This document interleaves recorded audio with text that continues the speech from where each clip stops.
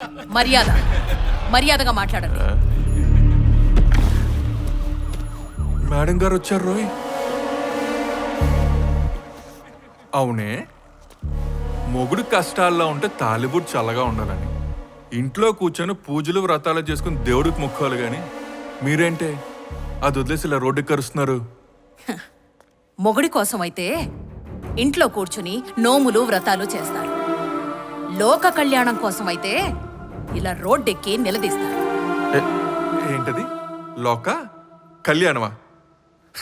తొక్కేం కాదు, మీ ఆడవాళ్ళకి డబ్బు పిచ్చే. మీ మగనాగడుకు లో తగ డబ్బు వచ్చేస్తాను భూములు ఇచ్చారు.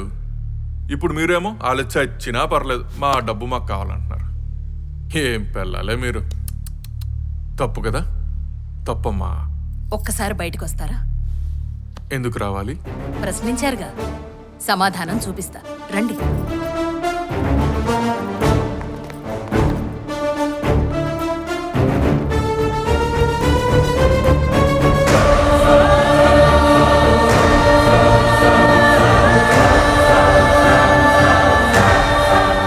మన ఉద్యమం దేనికోసం? అమరావతి అంటే 5 కోట్ల మంది ఆత్మగౌరవం, తెలుగువారి ఆత్మస్థైర్యం. మనం వచ్చింది మన భర్తల కోసమా?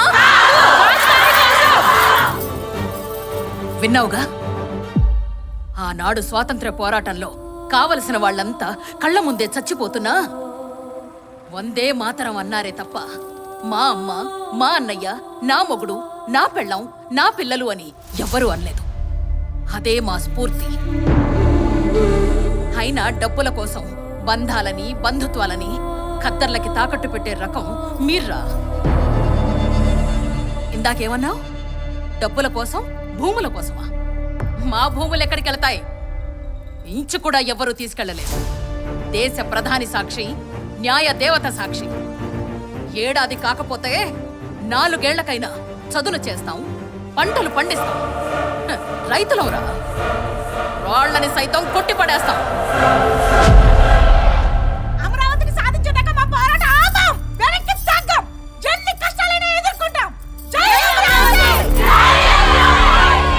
మా త్యాగానికి, మీ మోసానికి ఈ మట్టేరా సాక్ష్యం. రే, ఇదే మిమ్మల్ని పూర్తి చేస్తుంది. మట్టి కొట్టుకుపోతారు, నాశనమైపోతారు. ఒక ఆడది రోడ్డెక్కిందంటే మగాడి చేతకంతనం. ఇంతమంది ఆడవాళ్ళు రోడ్డెక్కారంటే మీ ప్రభుత్వం